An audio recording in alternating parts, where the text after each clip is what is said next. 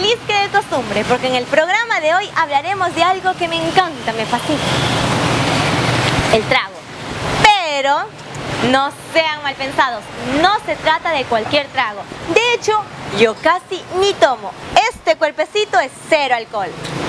Pero con el trago más emblemático de la región San Martín, una tiene que ser una inevitable excepción dentro de su muy sana existencia.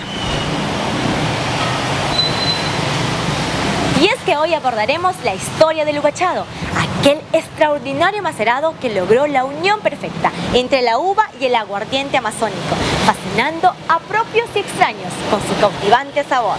Como sabemos, en la selva peruana existe una inmensa variedad de tragos, muchos de los cuales destacan por sus singulares nombres, los mismos que casi siempre juegan al doble sentido y son el reflejo de la picardía propia de quienes habitamos en esta zona del país. Preparados como el famosísimo RC o rompecalzón, son un claro ejemplo.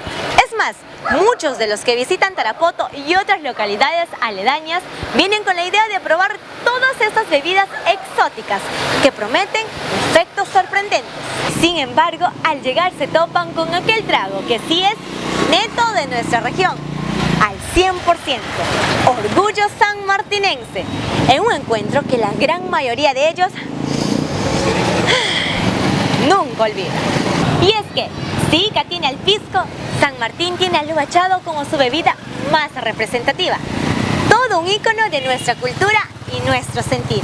Acompáñenme en este interesantísimo episodio donde nos embriagaremos de cultura. Claro está, imposible que sea de otra cosa. Ya saben, todo con moderación sabe mejor. Mi nombre es Claudia Cari y esto es Historias con harto uvachado. No, perdón, con harta calle.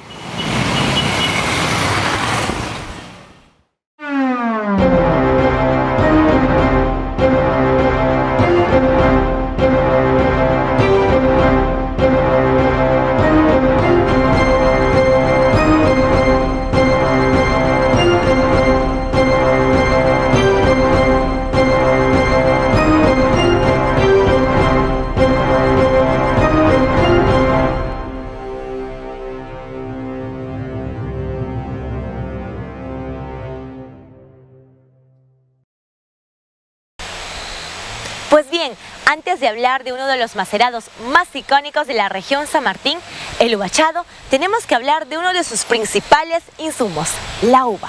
¿De dónde vino este maravilloso fruto que nos permite disfrutar del vino, el pisco y, por supuesto, nuestro adorado uvachado? Pues resulta que la uva es oriunda de Europa y Asia Central, en donde su utilización para la elaboración de bebidas alcohólicas es de larguísima data. Según los registros históricos y en virtud de los hallazgos recientes, se sabe que justo en el límite en que comparten los dos continentes antes mencionados, se produjeron los primeros vinos hace unos 10.000 años. Así es, la bebida que resulta de fermentar el fruto de la vid ha sido muy consumida por el ser humano desde tiempos remotos. En el antiguo Egipto ya se producía en cantidades considerables. En la antigua Grecia hasta existía un dios del vino, Dioniso, el mismo al que los romanos rebautizaron después como Baco, para seguir tomando en su honor. Y hasta en la Biblia se le menciona varias veces, siendo conocido el pasaje en el que Jesucristo, al realizar su primer milagro público, transformó el agua en vino.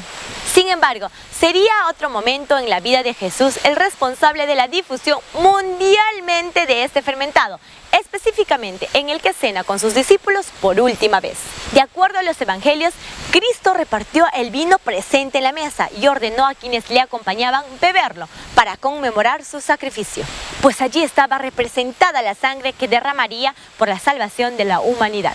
Sus seguidores nunca dejaron de cumplir con esas instrucciones y fue así como, al imponerse el cristianismo en toda Europa, su producción se incrementó, ya que había más iglesias que lo requerían para celebrar la misa. Siglos más tarde, con la llegada de los españoles a nuestro país, traerían consigo aquel fruto que les permitiría la elaboración del vino que los curas y de pasadita el resto de población requería. De esta manera llegaría la uva a territorios peruanos a mediados del siglo XVI, tan solo unos añitos después de la conquista. Así de desesperados estaban los conquistadores por contar con una provisión fija de esta bebida. ¿Por qué sería? Desde la antigua Grecia hasta nuestros días, el vino ha despertado grandes pasiones entre los seres humanos, aunque su difusión a nivel mundial se debió a motivos mucho más sacros. Sería la Iglesia Católica una de las principales responsables de que esta bebida terminara convirtiéndose en una de las más conocidas y consumidas del planeta, dado que la requería para la realización de sus actos litúrgicos. En el caso específico del Perú, los primeros viñedos fueron instalados para producir la uva que, a su vez, permitiría la obtención de vino por orden directa del conquistador Francisco Pizarro, quien requería de este último para celebrar la fundación de la ciudad de Lima allá por el año de 1535. A partir de este año comenzaría a establecerse en territorio peruano grandes plantaciones de uva, especialmente al sur de la capital, donde no tardaría en surgir la bebida que es orgullo nacional en nuestro país, en lo que actualmente es parte de la región Ica, en una zona que desde tiempos muy antiguos se conocía como pisco. Así, los registros históricos demuestran de forma fehaciente que el pisco es peruano, tan peruano como el uvachado que surgiría varios siglos después. Si la necesidad de vino fue lo que culminó a los conquistadores españoles a traer la uva al continente americano, sería también la accidental elaboración de esta bebida en la selva sanmartinense lo que traería como consecuencia la aparición del uvachado. Pero a esa parte de la historia llegaremos en breve. Por el momento tenemos que centrarnos nuevamente en las aventuras y desventuras del fruto de la vid. Y es que las primeras cepas que llegaron al país de la mano de los conquistadores procedían de la especie Vitis vinifera, la única de la que es posible obtener vinos finos. Pero en el siglo XIX, una terrible plaga obligó a los productores vinícolas a introducir una especie diferente, propia de Norteamérica. La misma que al parecer era un cruce de una variedad de la apreciada Vitis vinifera con otra de una especie considerada no apta para la elaboración del vino, la Vitis labrusca, resultando un híbrido que demostraría ser resistente al mal que aniquilaba a sus pares oriundas del Viejo Mundo. Así, y con tal de evitar mayores pérdidas, el cultivo de esta nueva cepa se daría a gran escala en el Perú durante los primeros años del siglo XX. En el mundo, esta variedad es conocida como uva Isabela y aunque es mucho más resistente que las cepas con las que se elaboran los vinos finos, su calidad no es apta para la elaboración de estos. Es más, en países especializados en la producción de esta bebida como Francia, su uso está prohibido, pero aquí en el Perú la hemos acogido con mucho cariño y desde que llegó la cultivamos con esmero, no solo en la costa, sino también en nuestra amada selva, pues es la única que demostró poder adaptarse a las singularidades de nuestro clima. Un último dato, aquí nadie le llama uva Isabela, los peruanos la conocemos con el nombre de uva Borgoña, protagonista de los vinos más consumidos a nivel nacional y, como no podía ser de otra manera, del cautivador uvachado. La uva acá más conocida es como Isabela. Isabela es su propio nombre, pero más la conocen acá como la Borgoña, ¿sí? Esa es la uva que acá produce. Es más conocida aquí de nuestra zona. Te digo esto porque esta uva le puedes competir en donde vayas. Yo te digo esto porque yo he llevado a la feria la uva. Entonces esa uva tiene más color, tiene más acidez. Entonces a base de eso nosotros consideramos que esta uva es mejor para uvachados, macerados. La uva Borgoña, cuyo nombre oficial es Isabela y en otros países es llamada uva negra o uva chinche, es la oveja negra de la familia de uvas utilizadas para fabricar vino, a diferencia de sus parientes más refinadas del linaje de la Vitis vinifera, como la Cabernet Sauvignon, Malbec, Merlot o la Pinot Noir. En otras palabras, el grado de acidez que presenta le impide engendrar un buen vino. Esto debido a que dicha cepa heredó las características de la Vitis labrusca, un tipo de vid menos refinada que la preferida por los viticultores. Su solo nombre, labrusca, que procede del latín que se traduce como salvaje, ya nos da una idea de lo poco apreciada que es. Pero, a pesar de que la mayoría de enólogos coinciden al afirmar que esta uva solo debería usarse para hacer jugos o mermeladas, países como Colombia y Perú se han vuelto especialistas en la elaboración de vino en base a la Isabela a través de la incorporación de métodos que usualmente no son utilizados en la crianza de tintos, lo que ha obligado a algunos a replantearse cuáles son las características que definen a esta bebida. La discusión está abierta para quienes evitan mirar con desdén aquello que forma parte del gusto popular. En este momento me encuentro en San Antonio de Cumbasa. ¿Por qué? Bueno, para casi nadie en San Martín es un misterio que este lugar es la cuna de los vinos y los uvachados de la región. A inicios del siglo pasado llegaría hasta aquí la uva de la que hablábamos hace un instante y que solo los peruanos llamamos Borgoña. Hay que hacer la precisión porque en otros lares Borgoña hace referencia a una región francesa y a los vinos que de allí proceden y que nada tienen que ver con el tipo de uva que identificamos con esa denominación. Otra necesaria aclaración, los vinos Borgoña de conocidas marcas nacionales, esos que son tan comunes en markets, bodegas y por supuesto licorerías, no tienen nada que ver con el mundialmente reconocido Vignoble de Borgoña o Viñedo de Borgoña, cuyos vinos, junto con los de Burdeos y los de Champaña, se encuentran entre los más prestigiosos de Francia y el planeta entero. Para nada, aquello que nosotros tomamos bajo el nombre de Borgoña ni siquiera es considerado vino por los franceses y los conocedores en la materia, porque para ellos solo cepas puras pueden producirlo. En cambio, nuestra querida uvita Borgoña, como ya explicamos, es una mezcla.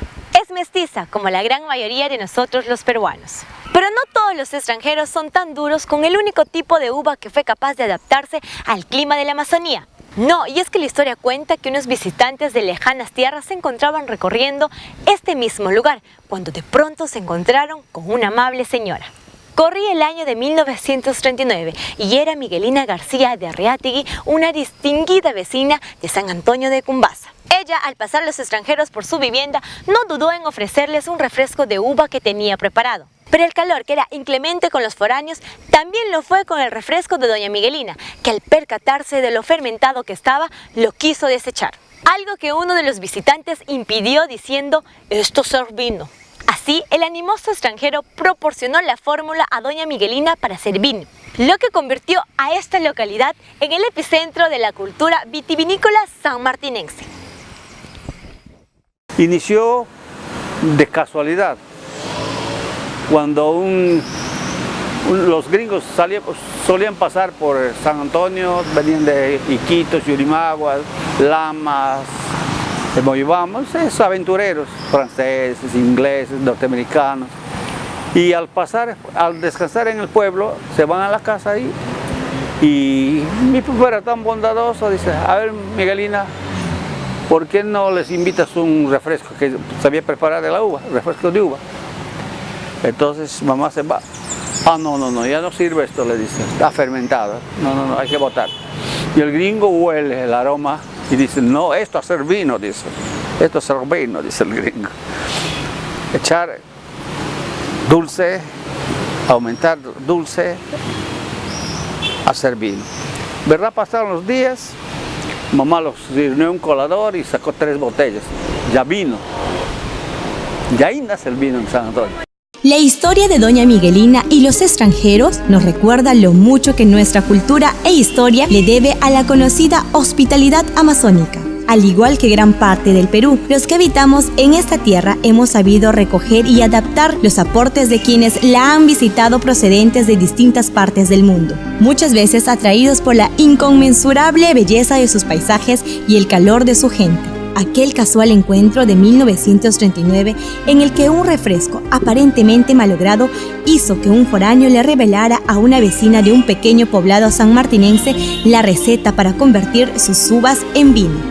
Cambiaría la vida no solo de dicha señora, sino también la de toda su familia, su comunidad y la región entera. Desde viticultores hasta consumidores, la existencia de los habitantes de San Martín se vio transformada de una u otra manera después de este encuentro. Nuestra uva que nosotros producimos acá, con el vino que hay aquí, no es una uva vinífera. No podemos competir nosotros con los vinos que hay de Ica, Cascas, no, porque ahí producen las uvas viníferas. Y entonces sí hemos decidido mejor el macerado de la uva. Claro, dentro de la región sí, acá sí se puede sacar el vino, pero para salir afuera, competir con los grandes vineros que son de las uvas específicas para vino, no podemos. Pero en macerados de la uva sí, como es el ubachado. No hay competencia, te digo esto porque yo he llevado a la Feria Mistura y para qué ha quedado un excelente mercado que he llevado al mercado y nos ha salido pues que mejor nos dediquemos al ubachado. Con el transcurrir del tiempo, la uva cultivada aquí en San Antonio de Cumbasa fue adquiriendo características propias debido a las características únicas del terreno y el clima de la Amazonía. Así, el vino producido en este lugar fue adquiriendo un carácter diferente, fácilmente distinguible de otros, hechos incluso con la misma cepa. Sin embargo, esta uva, a pesar de ser fuerte y versátil, no calificaba como un fruto apto para la elaboración de un buen vino, al menos no bajo los parámetros internacionales establecidos a lo largo de los años. Así, parecía que San Antonio debía de resignarse a producir un vino que no obtenía mayor reconocimiento más allá de los límites de nuestra región. Hasta que un día, la casualidad abrió un mundo de nuevas posibilidades. Se dice que una tranquila tarde, como suelen ser todas las tardes aquí, un hombre que se encontraba disfrutando del aire fresco mientras tomaba aguardiente tuvo un inusitado antojo de uvas, por lo que mordió una. Al hacerlo y combinarla en su boca con el mencionado aguardiente, descubrió un conjunto de sensaciones que lo convencieron de lo extraordinaria que era esa mezcla y de inmediato lo comentó con todos sus conocidos. Aquí entra nuevamente en escena doña Miguelina García de Arreatigui, la misma que descubrió, gracias a unos extranjeros, la fórmula para producir vino. Ella, convertida ya en toda una experta en lo que a viticultura se refiere, apenas escuchó la historia del hombre, la uva y el aguardiente, no perdió tiempo y decidió comprobar si era cierta tanta maravilla. Con suma persistencia, no tardaría en encontrar el equilibrio perfecto en una receta que consumaba el matrimonio entre la uva de San Antonio y el aguardiente de caña típico de la selva, al que insumos naturales como la miel terminan por convertir en una mezcla sublime que expresa el espíritu mismo de nuestra tierra, el ubachado. Desde ese mismo instante, el ubachado se difundió por el resto de San Martín, haciendo que todas y todos nos rendamos a sus pies. ¡Salud por eso!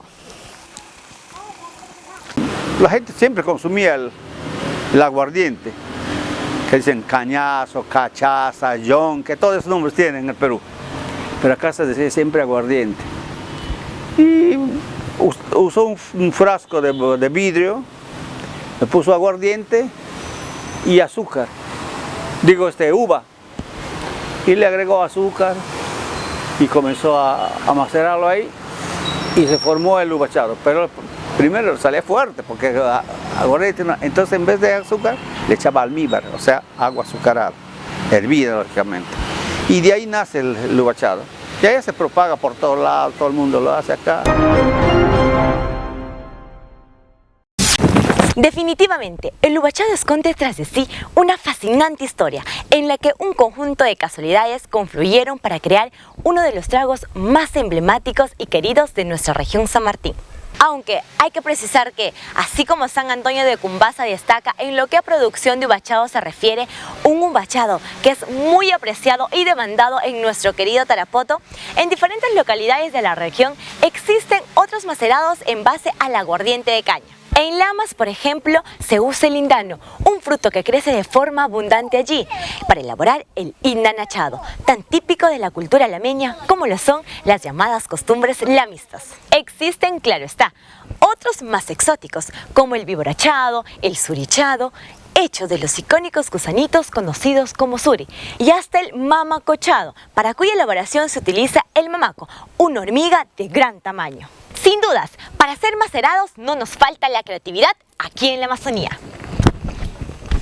La gran variedad de macerados que existen en la Amazonía peruana revelan el ingenio del poblador amazónico, el mismo que a través de los años ha buscado diversas formas de sacarle provecho a la inmensa biodiversidad de sus tierras. Pocas zonas del planeta rebosan tanto de vida como la selva amazónica, en cuyo interior aún se sigue descubriendo nuevas especies.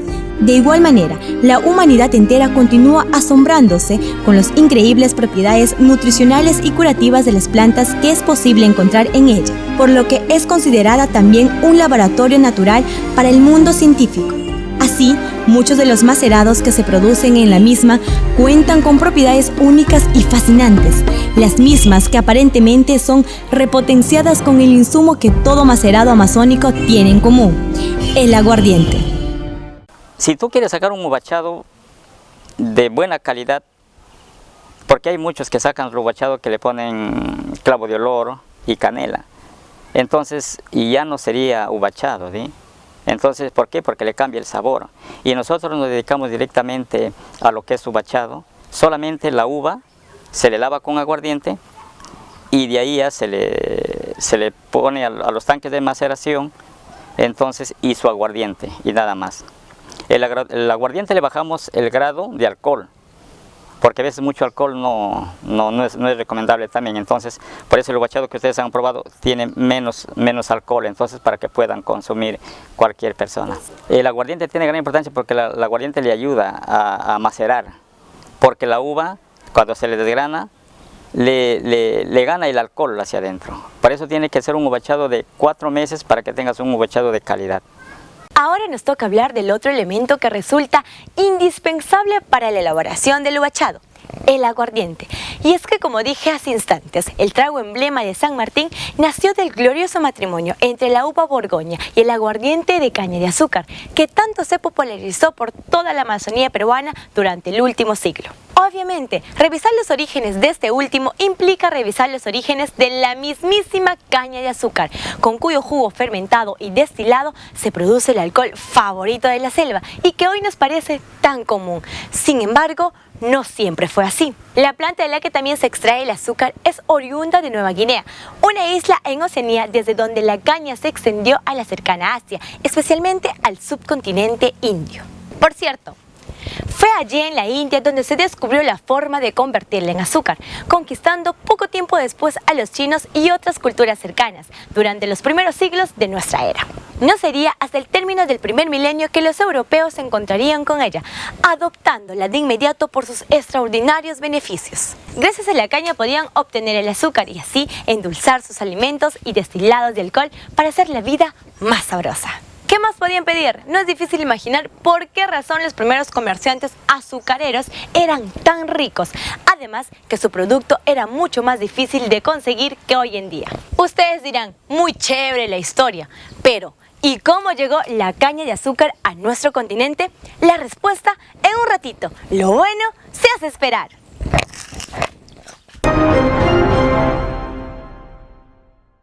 Bueno, es momento de decirles cómo llegó la caña a nuestro lado del planeta. ¿Cómo sucedió? La respuesta está en el amor. Sí, el amor nos trajo la dulzura y la embriaguez, o mejor dicho, el azúcar y el aguardiente.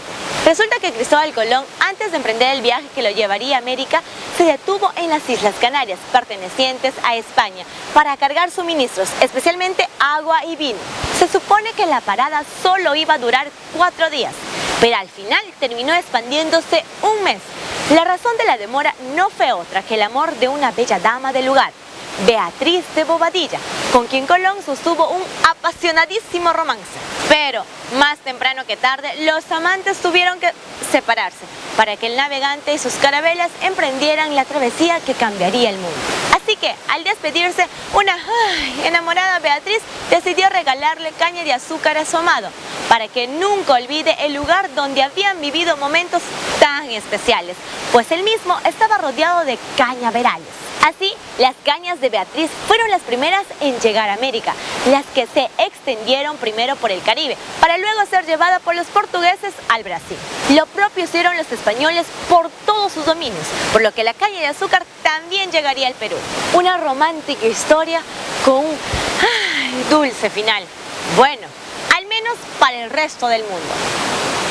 La romántica historia de Beatriz y Cristóbal Colón da cuenta de lo dulce que es la caña, hasta en sus orígenes. Actualmente, América produce miles de toneladas de caña de azúcar y la industria vinculada a su procesamiento es una de las más importantes del mundo. Se le considera tan parte de culturas como la caribeña, que resulta inimaginable nuestra existencia sin ella. Pero, hace medio milenio, las cosas eran muy diferentes por estos lares, algo que cambió para siempre con la historia de amor que protagonizaron un intrépido navegante y una damisela canaria. Sin dudas, Beatriz no imaginó jamás que el regalo que le dio a su amado transformaría la vida de tantas personas a lo largo de los siglos. Sin embargo, ya lo dice la sabiduría popular, el verdadero amor no conoce límites. Existen amores cuyos efectos trascienden incluso a quienes le dan vida y quedan entre nosotros por la eternidad. No hay ningún apoyo del gobierno, no hay ningún apoyo de ninguna entidad y todos los técnicos que vienen, los ingenieros que vienen de la costa acá fracasan. Pero ahora sí no tenemos apoyo absolutamente nada, peor a los campesinos. Y sería bueno que por intermedio de ustedes también nos apoyen, de que le demos ese valor a ese producto que nosotros tenemos, que le llamamos el producto estrella, ¿sí? Te digo por qué, porque ese es de nosotros el ingreso que hay más dentro de la zona y es parte del turismo también, porque hay mucha gente que visita y no cree que acá produce uva, pero en la realidad sí, son 3 cosechas en 14 meses. Entonces para los vineros que hay en Ica, los vineros que hay en Cascas, es admiración, ¿sí? Porque ahí produce solamente una vez al año, ¿sí? Y acá tenemos 3 cosechas por año, que estamos hablando de cada 4 meses, en 14 meses tenemos 3 cosechas. O sea que si nosotros le diéramos un buen manejo, con una buena asistencia técnica, es para sacar buena producción acá. En lo personal, me ha encantado hacer este recorrido por los orígenes del uvachado. Y no lo digo por la cantidad de brindis que he tenido que realizar durante el mismo. Para nada, ¿cómo creen? Pero es que el uvachado se ha convertido en algo tan representativo de nuestra región que debería ser motivo de orgullo para todos los sanmartinenses. Lamentablemente, la industria detrás de esta bebida no cuenta aún con el apoyo suficiente para alcanzar todo su potencial. Eso es algo que debería cambiar cuanto antes. Como dijimos en algún momento, si en Ica se promueve el pisco por ser su producto bandera, aquí en San Martín se debería hacer lo mismo con el uvachado. Solo es cuestión de voluntad. Los viticultores de la región han sabido abrirse camino por sí solos, pero aún hay mucho por recorrer. Ojalá las autoridades salgan pronto de su letargo con respecto a este tema y pongan manos a la obra para que el uvachado alcance el sitial que le corresponde como parte de la diversa y variadísima cultura del Perú.